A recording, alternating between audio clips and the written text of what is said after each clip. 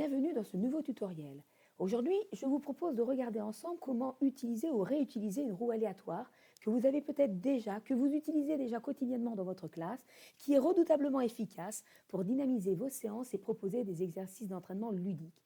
L'objectif de ce tutoriel, c'est de voir comment l'intégrer facilement dans le logiciel MyViewBoard et de l'utiliser, l'exploiter grâce à l'outil Tourner. Alors, comment fonctionne cet outil Tourner pour pouvoir ensuite l'utiliser pédagogiquement à travers un exercice qui comprend des roues aléatoires. L'outil Tourner dans un premier temps. Déjà, j'ouvre mon logiciel, j'ouvre également mon activité et dans ma palette de fonctionnalités, je vais cliquer sur les formes et je vais choisir une forme. La voici, ce sera un triangle.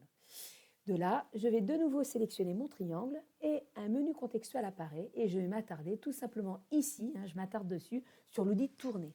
L'outil Tourner va me permettre de faire pivoter mon triangle. C'est donc cet outil que je vais utiliser au quotidien avec mes roues aléatoires. Des roues aléatoires que vous connaissez déjà, qui vont vous permettre de réviser de manière ludique des exercices, donc par exemple la table de multiplication, du vocabulaire, certaines notions, des activités, interroger les élèves de façon équitable, c'est-à-dire le hasard va garantir que chacun peut être sollicité et surtout maintenir l'attention des élèves car tous peut être choisi à tout moment. Je vais donc partir sur un exercice, celui-ci qui va être « Jouons au cadavre esquis ». L'exemple d'aujourd'hui, ça va être le jeu du cadavre esquis. Dans un premier temps, bien entendu, il y a cette idée en fait de roue. Comment avoir une roue? Créer votre roue, il existe différents sites qui vont vous proposer, différents sites internet qui vont vous proposer de créer des roues. Dans ces roues, vous allez ajouter différentes notions. C'est ce que j'ai fait ici, donc des verbes, des mots, des questions, des différentes notions. Ici, moi, j'ai choisi dans ma première roue des verbes. Deuxième roue, j'ai choisi les pronoms personnels. Troisième roue, les temps. Et enfin, dans ma dernière roue, bien entendu, la liste de mes élèves. Une fois que mes roues sont créées, je vais tout simplement les insérer, les importer dans le logiciel MyViewBoard de deux façons, soit tout simplement par un copier-coller, soit par un glisser-déplacer.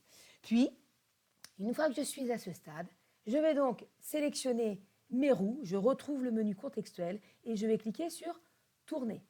Et de là, bien entendu, j'ai un verbe qui va être sélectionné. Je vais faire la même chose, vous l'avez compris, avec mes pronoms personnels, faire également la même chose avec les temps, afin effectivement que la roue puisse être lancée et va automatiquement choisir en fait un résultat. Il me faut bien entendu absolument, un